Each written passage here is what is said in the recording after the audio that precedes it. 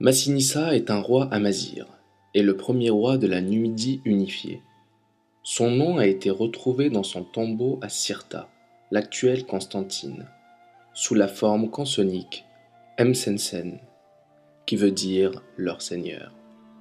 Fils du roi Gaïa, petit-fils de Zelalsan et arrière-petit-fils d'Ilès. Il est né vers 238 avant Jésus-Christ dans la tribu des Massiles et meurt début janvier 148 avant Jésus-Christ. À la mort de Gaïa, Massinissa passant dans le camp de Rome en 203 avant Jésus-Christ contribue à la capture et la victoire sur Syphax, roi des Massaïciles, par le commandant romain Gaius Lalius.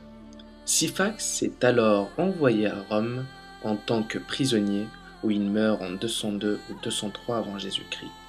Et les Romains accordent au roi Massinissa le royaume de Syphax en remerciement de son aide. Il contribua largement à la victoire de la bataille de Zama à la tête de sa fameuse cavalerie numide. Jeunesse durant la Deuxième Guerre punique. Durant la Deuxième Guerre punique, Rome cherchait à se faire des alliés en Afrique du Nord. Syphax, roi des Massaïciles en Numidie orientale, cherchait à annexer les territoires de la Numidie orientale, dirigés par Gaïa, roi des Massiles.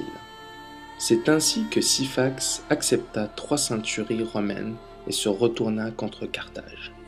Carthage vint en aide à Gaïa, en échange de 5000 cavaliers numides sous le commandement du jeune Massinissa, âgé de 25 ans, à partir de 212 ou 211 avant Jésus-Christ.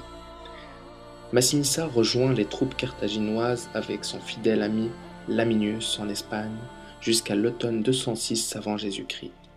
Il remporta une victoire décisive contre Syphax et mena avec succès une campagne de guérilla contre les Romains en Ibérie. Les Carthaginois battus à Ilipa finirent par perdre leurs possessions en Méditerranée.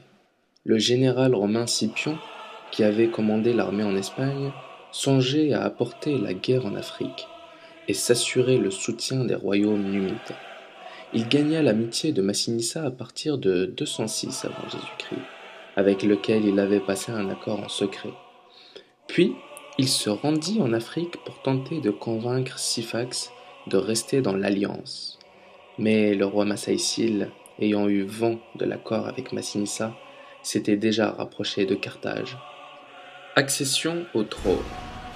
À la mort de Gaïa en 206 avant Jésus-Christ, son frère Ouesalcès lui succède. Marié à une Carthaginoise, nièce d'Hannibal, il bénéficie de l'appui des Carthaginois contre ses voisins et ses vassaux turbules. Mais Ouesalcès meurt et Capusa monte sur le trône. Usurpation. Capusa est immédiatement contesté par Metzoul, son cousin, issu de la fraction rivale de la branche régnante. Metzoul obtient des armes et des renforts de Syphax et s'attaque aux forces de Capusa. Le combat entre les deux clans donna la victoire à Metzoul. Capusa mourut en pleine bataille. Metzoul s'empara du pouvoir pour placer sur le trône Lacomazès, alors que, selon la tradition, le trône revenait à Massinissa. Carthage approuvait cette usurpation, scella alliance avec Metzoul et lui donna pour épouse la veuve d'Ouesalcès. Lutte. Massinissa apprit ces événements alors qu'il était en Espagne. Il décida de quitter Gadès pour la Maurétanie en 206 avant Jésus-Christ. Et craignant les représailles de Syphax, allié de son cousin, il demanda l'aide de Baga, roi des morts. Celui-ci lui offrit une escorte de 4000 hommes qui l'accompagna jusqu'aux limites de ses terres. Après avoir rassemblé 500 cavaliers parmi les siens et les fidèles partisans de la famille, il s'attaqua à ses adversaires. Lacomazès, qui s'apprêtait à quitter Thapsus, actuelle Tunisie, siège de son gouvernement pour se rendre à Cirta, afin de présenter ses hommages à Syphax, fut attaqué par Massinissa dans un défilé non loin de la ville. Vaincu dans cette embuscade, Lacomazès parvint néanmoins à prendre la fuite et à rejoindre Cirta. Cette victoire valut à Massinissa un afflux de partisans qui lui permirent de consolider sa position. Lacoumazès et Metzoul rassemblèrent des hommes de leur clan, obtinrent l'aide de Syphax et revinrent à la charge avec 15 000 fantassins et 10 000 cavaliers. Malgré un nombre d'hommes bien moindre, Massinissa est encore victorieux et leur inflige une dure défaite.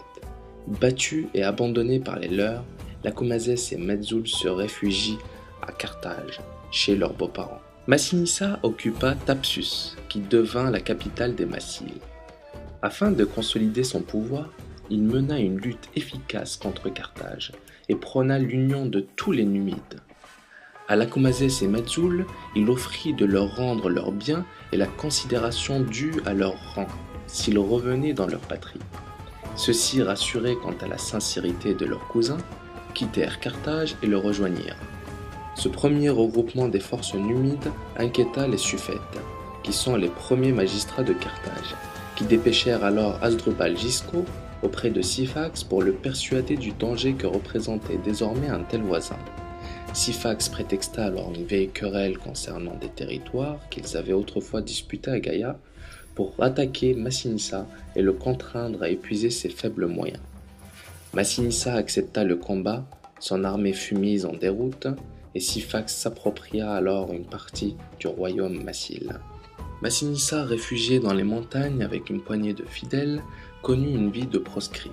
Il ne continua pas moins à harceler ses ennemis par des raids organisés contre les campagnes carthaginoises, et les hommes de Syphax ne réussirent pas à venir à bout de lui. L'insécurité qu'il fit peser sur les colons et sa popularité grandissante en Numidie inquiétèrent une fois de plus les suffètes carthaginois. Des expéditions contre Massinissa furent envoyées. On le crut mort, mais une fois ses plaies cicatrisées, Massinissa revenait à la charge et marchait une fois de plus contre Syphax. Peu à peu, ses compatriotes le reconnurent, lui adressèrent leurs allégeances et lui offrirent les moyens dont il manquait. Récupération. Son royaume récupéré, Massinissa s'attaqua alors aux territoires voisins. Les colons carthaginois, pour se défendre, se lièrent avec les Massaïciles et rassemblèrent une grande armée contre les Massiles.